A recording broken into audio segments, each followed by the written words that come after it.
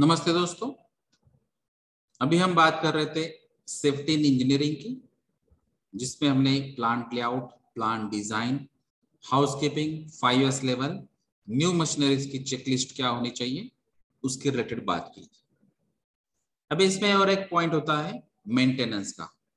तो जैसे हमने बॉयलर इक्विपमेंट के बारे में भी बात की थी, या फिर कोई भी इक्विपमेंट हो या कोई भी मशीनरीज हो, तो आपको रेगुलरली मेंटेनेंस करना होता है, चाहे वो इलेक्ट्रिकल मेंटेनेंस हो या फिर चाहे वो मैकेनिकल मेंटेनेंस हो। तो इसमें मेंटेनेंस में बहुत सारी चीजें आ सकती है, जैसे कि नॉर्मल रिपेयर मेंटेनेंस हो सकता है, या फिर आपको कुछ पार्ट सब्स्टिट्यूट करना पड़ते हैं, या फिर कहीं पे क्लीनिंग करना पड़ती है। तो बहुत सारी चीजें यहाँ पे मेंटेनेंस के अंडर आ सकती है। अगर हम इंजीनियरिंग पॉइंट ऑफ व्यू देखेंगे तो मेंटेनेंस में भी बहुत सारे क्लासिफिकेशन है, अलग अलग क्लासेस है। जैसे कि हम अभी बात कर रहे हैं प्रिवेंटिव मेंटेनेंस की। तो ये प्रिवेंटिव मेंटेनेंस, ये वर्डिंग से ही आपको पता चलता है कि prevention is better than cure. तो नॉर्मली हम हमारी हेल्थ के बारे में जब डॉक्टर्स कहते हैं तो वो भी यही सलाह देते हैं कि ट्रीटमेंट को जाने से पहले, या फिर अगर आप बॉडी को क्योर करने के पहले अगर आप प्रिवेंशन लेंगे तो वो बात अच्छी होगी।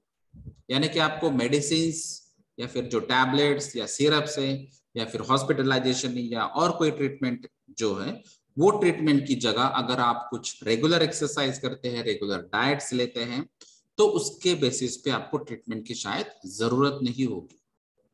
तो ये एक सिंपल सा तरीका है प्रिवेंटिव मेंटेनेंस समझाने का। तो यहाँ पर जो भी इंडस्ट्रीज में अलग अलग ऑपरेशंस होंगे, अलग अलग प्रोसेसेस होंगे, अलग अलग यूनिट ऑपरेशंस या यूनिट प्रोसेस हो सकते हैं, तो उसमें बहुत सारी जगह यहाँ पर प्रिवेंटिव मेंटेनेंस आ सकता है। अगर आपने प्लानिंग ठीक तरह से, क्योंकि प्रिवेंटिव मेंटेनेंस हम प्रिवेंशन के बेसिस पे ले रहे हैं, तो आपको ठीक तरह से उसका प्लानिंग करना होगा। तो अगर प्लानिंग आप ठीक तरह से करेंगे तो यहाँ पर आप ओवरऑल जो मेंटेनेंस में जो कॉस्टिंग जाता है, जिसको हम रिएक्टिव मेंटेनेंस कहते हैं या फिर ब्रेकडाउन मेंटेनेंस कहते हैं, तो ये अलग अलग जो मेंटेनेंस आपको करना पड़ते हैं, तो उसकी वजह से जैसे कि अब अगर कोई पंप फेलियर हो जाता है, या फिर कोई मोटर फेलियर हो जाती है, या फिर कोई शाफ्ट फेल हो जाता है, या फिर कोई इक्विपमेंट या बॉयलर जैसे इक्विपमेंट्स फेल हो जाते हैं, तो ये फेलियर जब होता है तो उसके बाद में जो मेंटेनेंस आता है तो बहुत सारा टाइम कंज्यूम करता है, कॉस्ट भी उसकी वजह से हायर साइड में जाती है, और ओवरऑल हेल्थ और सेफ्टी के बारे में भी बहुत सारे प्रॉब्लम्स हो सकते हैं। ये डिपेंड्स है कि एग्जैक्टली मेंटेनेंस का टाइप क्या है और उसके लिए कितना टाइम लगेगा, और उसको मेंटेन करने के लिए क्या क्या प्रोसेस आपको अप्लाई करनी होती है।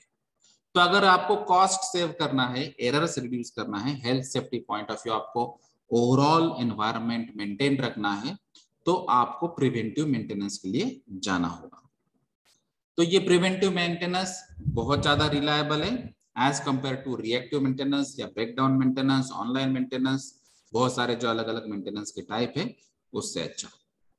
तो ये क्लियरली एक डेटा बताता है कि अगर आपके यहाँ पर प्रिवेंटिव मेंटेनेंस अच्छी तरह से प्लान किया है, एग्जीक्यूट किया है, और आप अच्छी तरह से परफॉर्म कर रहे हैं, तो वहां पर आपके जो इंसिडेंट रेट है वो रिड्यूस हो जाएंगे।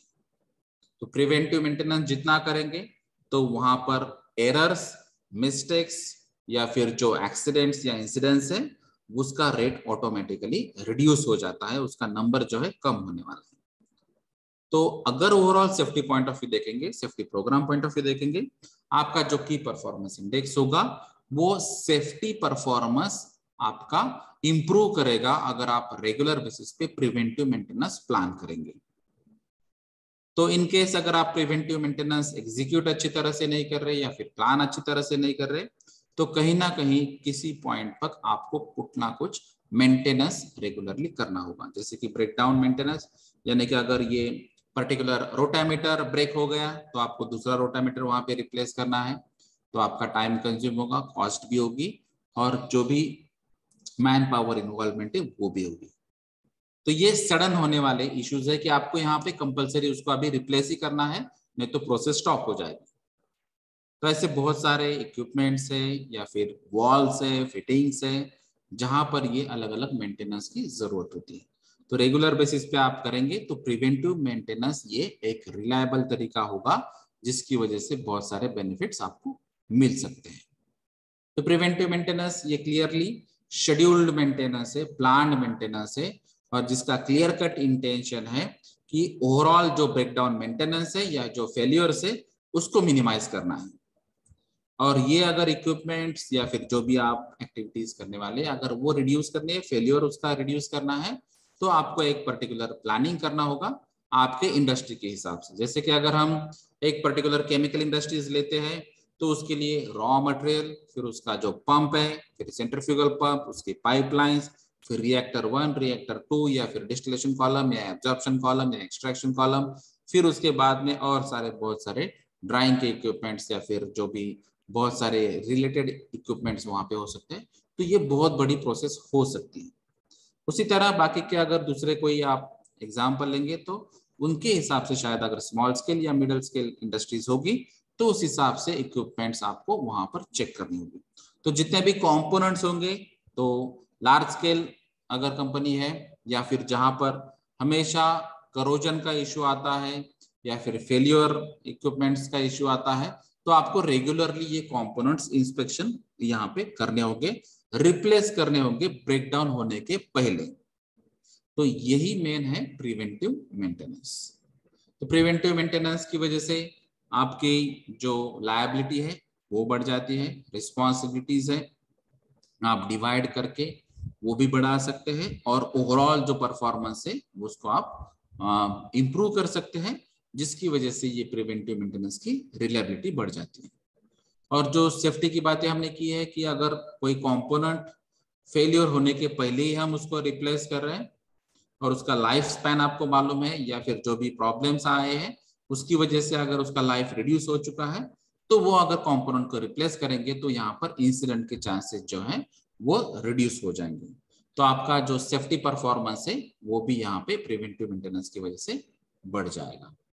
तो अगर जैसे हमने बात की थी कि मेंटेनेंस में आप ये प्रिवेंटिव मेंटेनेंस और दूसरा है करेक्टिव मेंटेनेंस। अगर आप प्रिवेंटिव मेंटेनेंस ठीक से नहीं कर पाते हैं और उसके बाद में भी अगर फेलियर आता है तो वो करेक्टिव मेंटेनेंस बन जाते हैं, यानी कि आपको करेक्शन करना है, रिप्लेसमेंट करना है, रिपेयर करना है, सब्स्टिट्यूट करना है, चेंज करना है, जो भी है वो रेक्टिफाई करना है या करेक्ट करना है। तो उसमें भी ये इमरजेंसी मेंटेनेंस हो सकता है या फिर डेफर्ड करेक्टिव मेंटेनेंस हो सकता है। लेकिन प्रिवेंटिव मेंटेनेंस में अगर आप देखेंगे तो ये टाइम बेस्ड एक्टिविटी होती है। जैसे कि अगर कुछ इक्विपमेंट्स के लिए शायद आपको साल में से 1 या 2 बार ही काम करना है, शायद कुछ इक्विपमेंट्स के लिए आपको डेली बेसिस पे आपको चेक करना है, तो ये अलग अलग कंपोनेंट्स अलग अलग इक्विपमेंट्स के लिए अलग प्रोसेस एक्टिविटीज के लिए आपको एक पर्टिकुलर टाइम बाउंडेड एक्टिविटी दी जाती है। अगर जहां पे आपको लगता है कि फेलियर के चांसेस है या फेलियर हो चुका है, तो उसके बेसिस पे भी आप प्रिवेंटिव मेंटेनेंस कर सकते हैं। कई जगह कंडीशन बेसिस पे होता है, जहां पर अभी रूटीन टेम्परेचर या प्रेशर फ्लो रेट कंडीशन अलग होगी, लेकिन अभी चेंज हो चुकी है या फिर कैपेसिटी चेंज हो चुकी है या फिर किस सिचुएशन की वजह से कुछ वेदर पैरामीटर्स भी चेंज हो गए, तो कंडीशन बेसिस पे भी यहाँ पर प्रिवेंटिव मेंटेनेंस करना आपको जरूरी होता है। कुछ जगह प्रिडिक्टिव मेंटेनेंस कहते हैं, यानी कि आपको कुछ प्रिडिक्शन मालूम होते हैं। जैसे कुछ लोगों को सिर्फ नॉइज से या साउंड से ही पता चलता है कि इस इक्विपमेंट में, इस मशीनरीज में क्या प्रॉब्लम स्टार्ट हुआ है और ये उसका प्रॉब्लम का एंड ये हो सकता है। तो वो प्रिडिक्ट कर सकता है कि अगर कुछ घंटे या अगर ये मशीनरी ऐसे ही चलेगी तो इसमें क्या फेलियर हो सकता है या फिर एक्सीडेंट या इंसिडेंट के चांसेस क्या बन जाते हैं। तो ये प्रिडिक्शन के बेसिस पे भी आप प्रिवेंटिव मेंटेनेंस कर सकते हैं। कहीं जगह आपको लगता है अगर ये न्यू मशीनरीज है या फिर आपने मशीनरीज को मॉडिफाई किया है या फिर आपने एसओपीज को मॉडिफाई किया है या फिर एक्टिविटीज को आपने कुछ चेंज किया है, तो शायद वहां पे रिस्क लेवल हायर साइड को जा सकती है। तो उसके बेसिस पर भी आप प्रिवेंटिव मेंटेनेंस कर पाते हैं। तो ये अलग अलग एलिमेंट्स है जिसके बेसिस पे प्रिवेंटिव मेंटेनेंस पॉसिबल है। अगर प्रिवेंटिव मेंटेनेंस करने के बावजूद या फिर आपके पास प्रिवेंटिव मेंटेनेंस का प्रोग्राम ठीक नहीं है या फिर एग्जीक्यूशन ठीक नहीं है, तो फिर गारंटेड आपको करेक्टिव मेंटेनेंस के लिए कुछ ना कुछ टाइम के बाद जाना ही होगा। तो यहाँ पर कुछ रीजंस है या फिर नीड क्या है प्रिवेंटिव मेंटेनेंस के लिए। तो आपको ऑटोमेशन यहाँ पर आप करना चाहते हैं तब भी आपको प्रिवेंटिव मेंटेनेंस करने की जरूरत हो सकती है, या फिर आपका जो प्रोडक्शन लॉस है वो अगर आपको मिनिमाइज करना है, या फिर आपकी क्वालिटी आपकी बढ़ानी है आपको, या फिर जो मैन्युफैक्चरिंग प्रोसेस है जस्ट इन टाइम आपको फॉलो करना है, या फिर जो भी पर्टिकुलर एक्टिविटीज होंगी या ओवरऑल एनवायरनमेंट होगा उसको ठीक तरह से ऑर्गेनाइज करना है और प्लान करना है, तब भी आप प्रिवेंटिव मेंटेनेंस के लिए जा सकते हैं। तो अलग अलग रीजंस यहाँ पे हो सकते हैं प्रिवेंटिव मेंटेनेंस के। अगर आप प्रिवेंटिव मेंटेनेंस करते हैं तो उसके ये अलग अलग एडवांटेजेस है, जैसे कि ये प्रोडक्शन डाउन टाइम यहाँ पे रिड्यूस करेगा, या फिर जो मशीनरीज का ब्रेकडाउन के चांसेस है, या फिर जो फ्रीक्वेंसी है वो यहाँ पे मिनिमाइज हो जाएगी। यहाँ पे जो अलग अलग एसेट्स हो सकते हैं, या फिर जो ओवरऑल एसेट्स या मशीनरीज की जो लाइफ है वो यहाँ पे बढ़ जाएगी, और जिसकी वजह से वो हायर टाइम के लिए यहाँ पर काम कर सकते हैं। जो भी अलग अलग मशीनरीज की रिप्लेसमेंट होती है, जिसको हम प्री मैच्योर रिप्लेसमेंट कहते हैं, कि उसका 1 साल का यहाँ पे आप प्रिडिक्शन करते हैं, लेकिन 9 महीने के या 10 महीने के बाद ही उसको अगर रिप्लेस करना की जरूरत होती है, तो वो भी यहाँ पे रिड्यूस हो सकते हैं अगर आप रेगुलरली प्रिवेंटिव मेंटेनेंस कर पाते हैं। उसके अलावा जो रूटीन रिपेयर्स होते हैं वो विद इन टाइम हो जाते हैं, और जो फिर लार्ज स्केल रिपेयर्स है उसके लिए थोड़ा आपको टाइम देना होगा। लेकिन पीरियोडिक इंस्पेक्शन की वजह से यहाँ पर जो फेल्यूर के चांसेस है वो गारंटेड बहुत सारे रिड्यूस हो जाते हैं, जिसकी वजह से इंसिडेंट और एक्सीडेंट के जो चांसेस है वो भी रिड्यूस हो जाते हैं।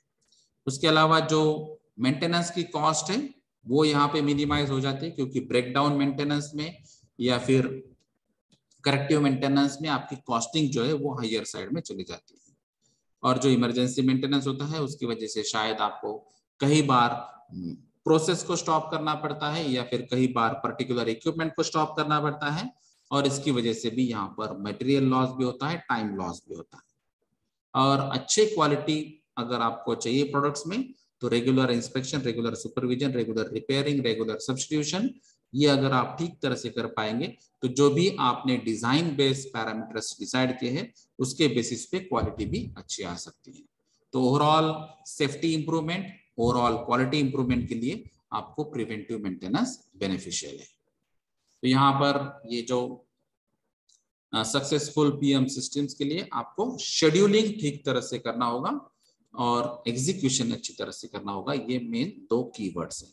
तो आपको प्लानिंग आपके इंडस्ट्री के हिसाब से करनी होगी अच्छी तरह से, और उसका एग्जीक्यूशन भी आपको अच्छी तरह से करना होगा, तभी प्रिवेंटिव मेंटेनेंस सक्सेसफुल हो सकता है। तो यहाँ पर अगर आप देखेंगे तो मेन प्रिवेंटिव मेंटेनेंस का फोकस जो है, तो ये बेसिकली रेगुलर इंस्पेक्शन और सुपरविजन की वजह से क्लीनिंग भी हो जाता है। लुब्रिकेशंस जहां पे नीड होती है, जैसे कि हम ऑयल प्रोवाइड करते हैं, ग्रीसेस प्रोवाइड करते हैं, या फिर और कोई प्रोविजंस यहाँ पे हो सकते हैं, और जो डिफिशियंसीज है उसको इजीली हम करेक्ट कर पाते हैं। तो ये main basically inspection through, supervision through overall हो सकता है। और कई जगह जहां पर टेस्टिंग की जरूरत होती है तो वो टेस्टिंग भी हम इजीली कर पाते हैं, और फिर उसके बेसिस पे आपका जो ब्रेकडाउन मेंटेनेंस या करेक्टिव मेंटेनेंस के चांसेस होते हैं वो हम रिड्यूस करते हैं।